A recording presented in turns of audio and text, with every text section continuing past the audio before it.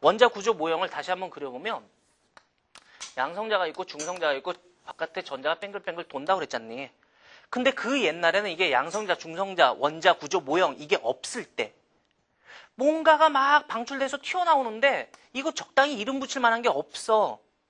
이게 깨지면서 균열이 가면서 막 튀어나오기 시작하는데 뭔가 이름을 붙일 게 없으니까 만만한 게 그냥 우리나라식으로 표현하면 기역, 니은, 디귿, 리을 이 순서대로 튀어나오는 거 발견되는 순서대로 그냥 이름을 붙여준 거야. 그러니까 그 나라 방식으로 쓴다면 알파, 베타, 감마, 델타 이 순서로 그냥 이름을 차례대로 붙여준 거야. 아무 뜻도 없어요. 제일 먼저 눈에 띈 건 덩어리 제일 큰 놈. 원자 핵이 빠져나오는 거. 더 정확히 표현하면 헬륨의 원자 핵이 빠져나오는 거. 이게 알파선이라고 이름 붙여줬어. 덩어리 큰 놈. 정확하게 표현하면 헬륨의 원자 핵이에요. 그 다음 눈에 띈 건 전자가 빠져나오는 게 눈에 보였어. 베타선이에요. 근데 정확히 표현하면 이거 잘못된 표현이다. 여러분 이해가 편하라고 지금 이렇게 표현해 준 거고, 이 베타선의 정확한 건 뭐냐면 이 중성자, 이 중성이라는 건 플러스 마이너스 수량이 같은 거잖아. 이 중성자가 깨지면서 플러스를 남겨놓고 마이너스가 빠져나가는 거야. 이게 사실은 베타선이에요. 다시 한 번만. 중성자, 중성인 놈이 깨지고 균열이 가가지고 플러스를 남겨놓고 마이너스 혼자 빠져나와 버리는 거야. 그게 베타선인 거야, 사실은. 근데 그 말이 너무 불편해서 그냥 바깥에 도는 전자가 빠져나가는 것처럼 이렇게 표현을 해주거든. 사실은 중성자가 빠져나가는 거야. 그러니까 베타선은 전자예요. 빠져나가는 게 전자가 빠져나가는 거야. 그 다음에 그냥 얘들이 균열이 가면서 그 남은 에너지, 얘들이 붕괴가 일어나면서 얘들이 막 빠져나가고 남은 그 소량의 에너지가 빠져나가는 게 전자기파 형태로 빠져나가는 게 있어. 전자기파 형태로. 요게 감마선이에요. 감마선. 그러니까 대부분 이놈들은 질량 덩어리 얘가 다 갖고 나가지. 얘는 질량이 거의 없다니까. 사실은 얘가 쪽에서 나가는 건데 질량이 너무너무 작은 게 빠져나가. 거의 대부분 질량은 다 얘가 차지해. 이놈이 뒷방 커. 얘는 작아. 얘는 아무것도 가진 게 없어. 너무너무 가진 게 없어. 하지만 신은 공평하신 분이니까 가진 게 없다면 무슨 능력을 주셨어. 얘는 이 감마선은 투과력 하나만큼은 지랄 맞게 좋아요. 다 뚫어. 또 하나 얘가 가진 특성 중에 하나가 이게 돌연변이 특성이 있어요. 그래서 얘 감마선이 무서워. 이제 한반도에 전쟁이 일어난다면 핵전쟁이지. 응? 무슨 옛날처럼 따콩따콩 이 시절은 갔어. 한반도에 전쟁이 일어나면 핵전쟁이. 한반도에 이 핵이 없니? 있죠. 북한이 핵을 보유하고 있죠. 남한은 핵이 없을까? 있죠. 난 있다고 자신하는 게 선생님 가르쳤던 지도 교수님이 핵물리 전공이신데 박정희 시절에 우리나라 핵폭탄 만들었던 거 알아요? 박정희 시절에 막 만들었잖니. 공정이 두 가지였어. 탄도 만드는 팀, 그 다음에 그 미사일 추진체 만드는 팀. 둘 다 공정이 한 70% 정도까지 보였을 때 박정희가 죽었죠. 교수님도 그때 딱 손을 띄셨대. 근데 교수님 말씀에 그걸 70%까지 만들었는데 폐기에 다 버렸을까? 아깝잖아. 다 완성 지었을 거래요. 내 생각에도 갖고 있을 거라고 봐요. 아니, 갖고 있어야 돼요. 다만 대외적으로 갖고 있다고 하면 안 되는 위치에 있어, 우리나라는. 우리가 보유하고 있다 그러면 일본도 갖게 되죠. 일본이 갖고 있으면 대만도 갖게 되죠. 대만이 보유하면 중국하고 다이다이 뜨죠. 맞짱 뜨잖아. 그러니까 국제적인 위치에 따라서 우리는 없다고 선언해야 돼. 그래서 비핵화 지역을 선언한 거고, 내가 볼 땐 갖고 있어요. 이제 한반도에 전쟁 나면 핵전쟁이야. 갑자기 어느 날 TV에, 라디오에서 엥 소리 나면서 전쟁이 일어났으면 그러면 옛날처럼 무슨 피난 가자 그래. 주저리 싸가지고 등에 지구, 이구, 메고. 아유, 그러지 마. 그냥 편안히 앉아서 내가 한평생 어떻게 살아왔는지 곰곰이 떠올려 보시고 그냥 편안하게 죽음을 맞이하세요. 그게 좋아요. 어디 이만한 땅덩어리에 숨을 데가 어딨니? 핵폭탄 서너 개 떨어지면 그냥 다 작살이에요. 못 살아요. 선생님 지하 방공으로 대피하면 되잖아요. 영원히 땅 밑에 들어가 있을 생각이면 들어가. 무서운 건 얘가 무섭다니까, 감마선이. 핵폭탄이 터져가지고 죽는 이유는 첫 번째는 열선에 의해 가지고 사람들이 다 타. 근데 그걸로 인해서 죽는 사람은 거의 없어요. 일부 소수만 죽어. 그 다음 무서운 건 핵폭풍이 불어서 건물을 다 쓸고 가버려요. 너무 많은 압력으로 다 쓸어버려.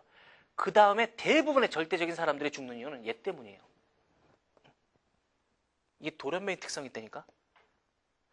이 돌연변이 감마선 같은 게 세포에 이렇게 맞으면 세포 변이가 일어나. 유전자 변이가 일어나. 그 변이된 세포를 우린 뭐라 그래? 그게 암이야. 캔서. 암세포가 증식돼요. 그러니까 암으로 죽어버려요. 핵폭탄이 터지면. 그 사람 숫자가 훨씬 더 많아요. 그러니까 즉시 죽어버리는 경우도 있어. 이 세포가 변이가 일으키다가 세포가 못 견뎌버리면 그 변이되는 과정을 못 견디면 죽죠. 사람 세포 덩어리잖아. 이 세포 전체가 다 죽어버리면 생명 소멸이잖아. 그게 숫자가 많은 것도 아니야. 어느 정도의 숫자가 필요하냐면 그 뒷장에 선생님 써놨거든. 52페이지 요모조모란에 보면 요모조모란에 사람이 1년 동안 쪼이는 그 수치를 한 1 정도로 잡는다면 6천 정도를 째버리면 일시에 즉사예요. 생명 소멸이야. 4천이면 1개월 이내에 사망해요. 암세포 때문에 결국은 죽어요. 그보다 더 무서운 건 2천이죠. 구토나 발열은 참을 수 있어요. 탈모가 일어나. 이게 정말 무섭죠. 머리가 심어져 있어야 되는 유전 정보를 잃어버리는 거야. 유전 변이를 일으켜서. 무섭죠. 방사선 취급자 50이죠.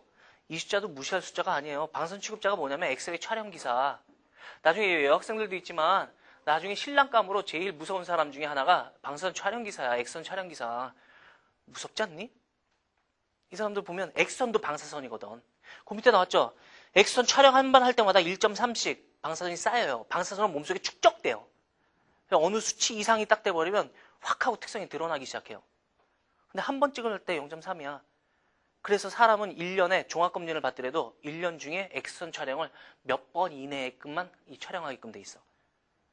그 수치가 자꾸 높아지니까 위험해져요. 그러니까 어떤 사람 보면은 자기 건강을 지키고 했다고 매달 엑선 찍는 사람이 있어.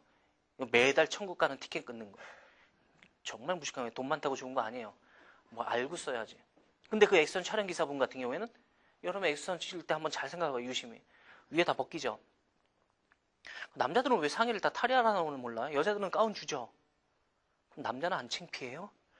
남자도 쑥스러워요. 좀 가운 주면 좋겠어. 하여튼 그 네모난 사진 건판에 이렇게 갖다 대잖아.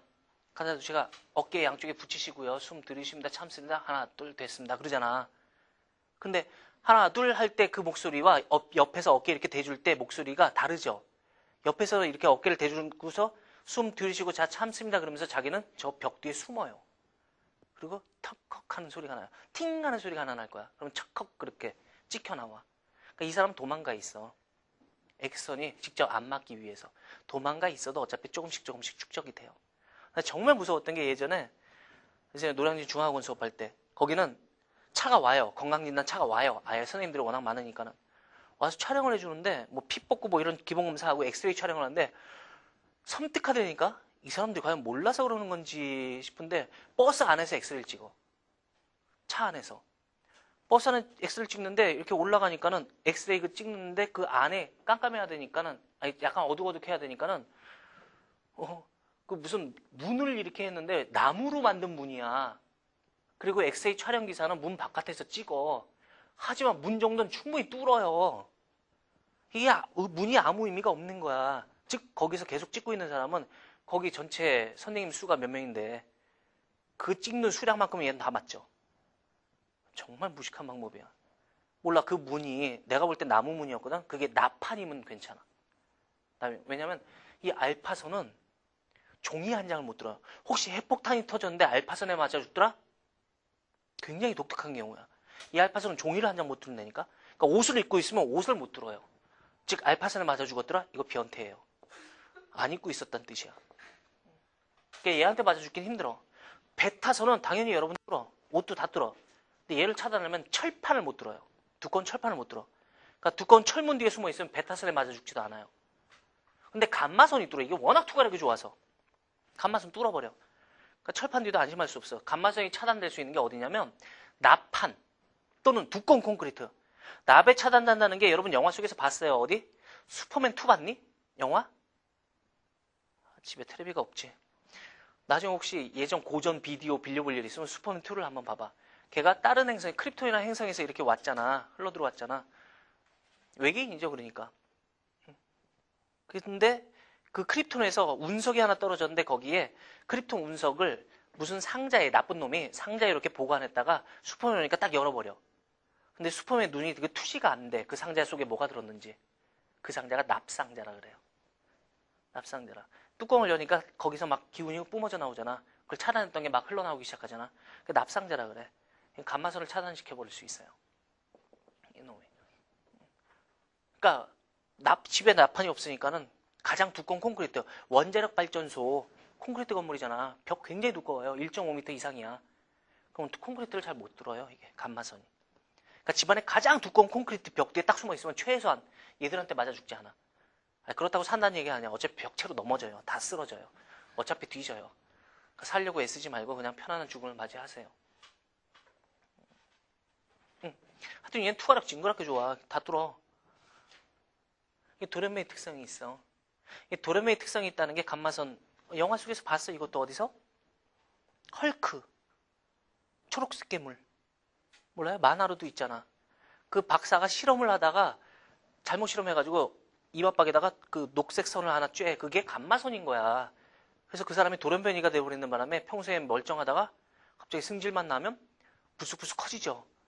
점점 커지고 옷 다 찢어지고. 근데 꼭 보면 이만큼은 남죠. 굉장히 독특하죠. 몸뚱이는 이만큼 뭐 3배, 4배로 커지는데 바지도 같이 커지지. 스판이죠. 자꾸 커져. 줄면 다시 또 줄어. 묘해. 이게 도련매의 특성이 있어서 그래요. 그래서 얘를 활용할 먹을 수 있는 게 어디다 써먹어? 도련매의 특성이 이용하는 거? 도련변이를 이용한다는 게 뭐야? 품종 개량. 쐈을 때 새로운 품종이 만들어진 거야. 변이가 돼서. 근데 이 말 굉장히 듣기 좋은 말 같은데 이건 신의 영역에 도전하는 거지. 새로운 걸 만들어낸다는 건. 그러니까 사실은 한 10만 번 실험할 때 좋게 변하는 경우 한두 번. 나머지 99,998번 정도가 뭐 고질라 뭐 이런 거 튀어나와요. 정말 무서운 일이에요. 품종 개량. 또는 살균할 때 써먹지. 살균. 세포를 쏴서 죽여버려요. 살균. 이 살균이라는 게 뭐냐면 바꿔 말하면 암치료. 세포를 쏴서 못 견디면 그 세포가 죽어버린다니까. 그냥 암치료 목적으로 써요. 옛날 같으면 뇌종양을 치료한다. 뇌가 이렇게 있으면 여기 종양이 발생됐을 때 뇌 수술할 때 어떻게? 여기 해골을 이 두개골을 깨져. 빵꾸를 뻥 뚫고 여기를 이만큼 팠잖아. 그러니까 애가 수술을 받고 나서도 거의 여기 뇌가 이만큼이 사라져 버리니까 거의 정박아스럽죠. 막 이러고 다니는. 목숨은 건지지만 글쎄 그게 반드시 살았다고 볼 수 있을까? 근데 요즘은 암 치료할 때 이렇게 뇌종양 치료할 때 이렇게 안 해요. 보면 무슨 동그란 통 속으로 이렇게 사람이 쓱 들어가잖아. 여기 감마선을 쏴버리는 거야. 얘한테. 그러니까 감마선으로 얘를 쏴서 이 세포를 죽여버려요. 못 견디게 만들어서. 애써낸 걸 어차피 감마선 쏘면 여기 있는 세포 다 죽으니까 수술받는 거랑 똑같지 않나요? 아니, 약하게 감마선을 온 사방에서 쏴요. 온 사방에서. 얘만 집중적으로 맞고 죽어버리게. 무슨 말인지 이해돼? 돌림방 원리하고 똑같아요. 우리 왜 생일 때 대학교 들어가서 생일날 가르쳐주면 큰일 난다. 생일인 거 가르쳐주면 요즘도 그렇게 하는지 모르는데 우리 때 많이 했거든. 잔디밭에 그 과 애들 전체가 다 앉아. 한 50명 앉아. 그 생일이네 하나 앉혀놓고 술 사다 놓고 나 한 잔, 생일 한 잔. 옆에 한 잔, 생일 한 잔. 쟤 한 잔, 생일 한 잔. 쟤 한 잔, 생일 한 잔. 우린 다 한 잔씩이지만 얘는 죽죠. 그 나중에 안 먹을 수도 없어. 그자님 이렇게 술 들고 막 도저히 못 먹겠어 그러면 걔가 주는 애가 그래 누구는 친구 난 친구도 아니야 씨 뭐 그러면은 어쩔 수 없이 먹게 되지. 나중에 잔 들고 쓰러져요. 그럼 걔 냅두고 다 집에 가요. 잔디밭에 걔 혼자 퍼져 자고 있어. 그래 절대 대학교에서 생일이라는 거 알려주면 안 돼요. 돌림방 원리하고 똑같아. 얘만 죽어요. 그러니까 암 치료할 때 사용되는 방법이 얘예요. 방사선 치료받는 거. 무섭지. 이게 투과력이 워낙 좋기 때문에 얘들을 또 활용할 수 있는 것도 있어요. 어느 때 써먹어? 비파괴 검사. 추적자 뭐 이런 용도로 써요. 비파괴 검사라는 게 뭐냐면 옛날에 요즘 특히 심한데 요즘은 왜 하수관 같은 것 또는 상수도관 같은 것도 마찬가지고 뭐 하도 노후돼가지고 이제 옛날에 깔아놓은 거니까 중간에 어디 녹슬어가지고 이렇게 빵꾸가 뻥뻥 뚫리면 그쪽으로 막 새지. 하수가 막 새기 시작하고 아니면 상수관도 막 새기 시작하는 곳이 생기잖아. 그럼 옛날 같으면 그걸 찾기 위해서는 땅을 다 팠어야지. 어디가 새는지 모르니까. 근데 요즘 그렇게 안 한다니까? 처음에 물을 흘려보낼 때 그 입구에다가 방사선 동요소를 띄워. 그럼 쭉 흘러내려갈 거 아니야. 그러면 방사선 측정 장치가 있어요. 이렇게 끼단에 네모난 통처럼 이렇게